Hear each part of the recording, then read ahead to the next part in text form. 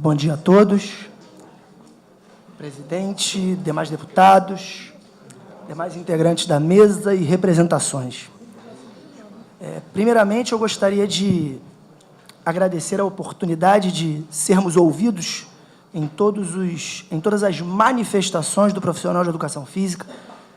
É importante ressaltar o tamanho do leque dessa nossa categoria e fico muito feliz de poder ter ouvido o professor Sérgio, professor que foi meu mestre na universidade, e termos hoje essa possibilidade de mostrar essa multiplicidade de facetas da educação física. Bom, primeiramente eu gostaria de dizer a todos que a gente precisa tomar um certo cuidado com alguns depoimentos e acusações, uma vez que nós estamos aqui para elevar o nível do debate a uma questão polida, política e técnica, e no âmago, na essência, no âmago do que diz os projetos de lei que hoje estão aqui em debate. Bom, os projetos de lei são pautados, via de regra, aí em dois pilares. O primeiro pilar é o livre acesso de qualquer profissional registrado a academias e similares. Tratamos aqui, em inúmeras ocasiões, das academias. Falamos das grandes redes, entendo certa ojeriza de alguns profissionais com algumas grandes redes, entendo perfeitamente, só que o projeto de lei ele não trata de um grupo A ou B, ele trata de academias e similares. Quando tratamos de similares, estamos tratando de escolinhas, estamos tratando de pequenos estúdios de personal, pequenos estúdios de pilates, o que quer que seja em que haja a prática de atividades físicas. Dentro dessa perspectiva, o projeto de lei ele permitiria o acesso desde que o profissional fosse registrado e que o beneficiário de nossas ações estivesse em dia com as mensalidades, que este profissional teria acesso àquelas dependências. Tá? E isso, por si só, já seria uma situação de extrema delicadeza em inúmeros pontos. Né? Bastaria que ele fosse registrado, não há nenhum outro critério ou normatização de impedimento. O segundo ponto é a proibição de cobrança de qualquer valor, seja do cliente, vamos tratar como beneficiário de nossas ações, assim trata o nosso Código de Ética, ou do profissional. Está claro, professor Alexandre, que realmente há algumas situações muito complicadas aí, do ponto de vista da relação entre academias e profissionais. O perigo é tomarmos como regra o que um grupo ou outro toma de atitude. Eu não sei se você talvez tenha esse dado, mas são 32 mil academias no país. Então, quando se toma uma medida, você não pode tomar uma medida em função de um grupo ou de outro. As implicações, elas são para todos. Então, este é o grande perigo, quando a gente desconsidera algumas situações e considera somente o caso mais drástico e grave, e que a gente tem que resolver, que a gente deve desenvolver o debate aqui exatamente para isso. E acho que essa oportunidade é ímpar para toda a nossa categoria, no sentido de buscarmos não só um entendimento entre proprietários, gestores, responsáveis técnicos, personais e professores. Gostaria de registrar também que a posição atual defendida, tanto pelo Conselho como por quem está aqui hoje, no meu caso, ela foi amplamente divulgada e é fruto de debate e votação. Em algumas das votações, nós tivemos uma presença maciça de profissionais. Em outros, para minha surpresa, nós não tivemos uma quantidade grande de pessoas em função de estarem dando personal. Talvez eles não tivessem dado a devida importância àquele debate para que hoje tivéssemos aqui uma outra posição, seja do Conselho, seja do Ari, seja do professor Sérgio ou do próprio Diogo Seabra.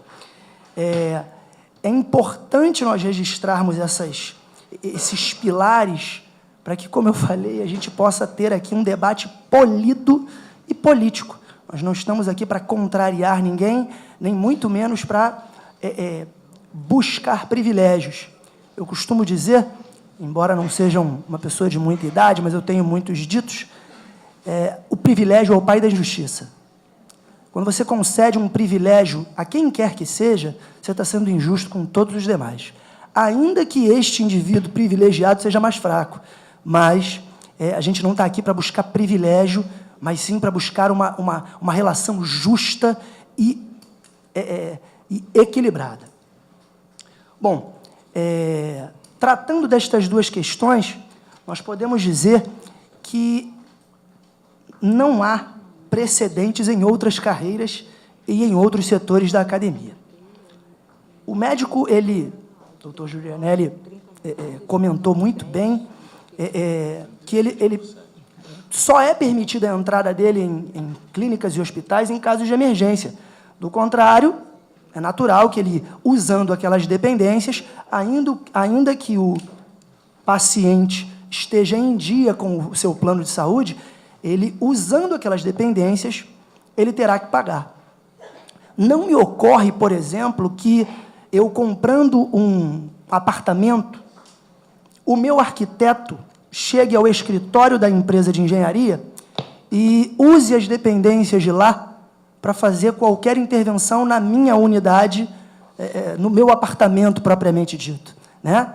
Tudo tem além do custo econômico, exige fundamentalmente a liberação para que aquele indivíduo esteja frequentando aquele lugar, né? Judiciário, a mesma coisa, não me ocorre de repente, um advogado adentrar um outro escritório que não seja aquele que ele tem vínculo para usar as dependências ou literaturas ou o que quer que seja para o seu exercício profissional. Eu gostaria de fazer 3 leituras, correndo o risco de ser muito formal, mas acho que são leituras interessantes para que a gente possa contextualizar algumas coisas aqui. Só te pedindo para... Temos mais inscritos e temos que concluir. Só está legal. São trechos pequenos. Não, tudo bem. Primeiro é o da regulamentação da profissão. Lei 9696, de setembro de 98. Dispõe sobre a regulamentação da profissão e cria o sistema CONFEF-CREFES. Segundo é o Estatuto. O Estatuto, no artigo 4º do capítulo 2, diz da finalidade do Conselho. O Conselho tem por finalidade promover os deveres e defender os direitos dos profissionais de educação física e das pessoas jurídicas que nela estejam registrados, e defender a sociedade, zelando pela qualidade dos serviços profissionais oferecidos. E o nosso Código de Ética, para quem não lembra. Vamos lá. O nosso Código de Ética fala, no capítulo 3, das responsabilidades e deveres. No artigo 7º, dependendo das suas funções, é vedado ao profissional de educação física aproveitar-se das situações decorrentes do relacionamento com seus beneficiários para obter indevidamente vantagem de natureza física, emocional, financeira ou qualquer outra. Então, nós não estamos aqui para obter nenhum tipo de privilégio, mas para elevar o nível do debate, buscar o equilíbrio entre as partes, buscar normatizações que atendam tanto a profissionais que atuam como personal trainer, como profissionais que atuam como gestores. Destas 32 mil academias, a maioria é de pequenos empreendedores, não é dos grandes. Pois bem, vou falar agora na pessoa do responsável técnico, que é uma espécie de diretor técnico de um hospital. Ele é quem responde civilmente por tudo que ocorre dentro daquelas dependências. Então, vou me fazer uma leitura breve também aqui. Pois bem, trata-se de uma resolução do CONFEF que dispõe sobre a função do responsabilidade técnico e nos estabelecimentos prestadores de serviço no campo das atividades físicas e esportivas e dá outras providências. Bom, para o exercício da função, o responsável técnico deve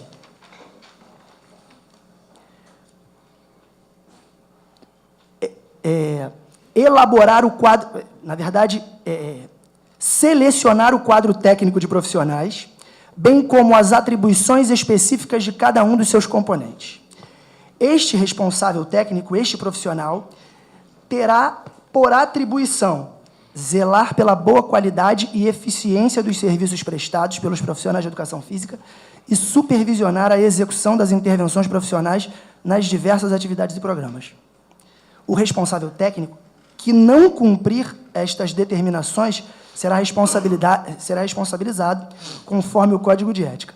Bom, por si só, isso aqui já responsabilizaria, por exemplo, o ARI por qualquer pessoa que adentrasse nas academias, que eu, no caso, fosse responsável técnico, por qualquer atitude deles.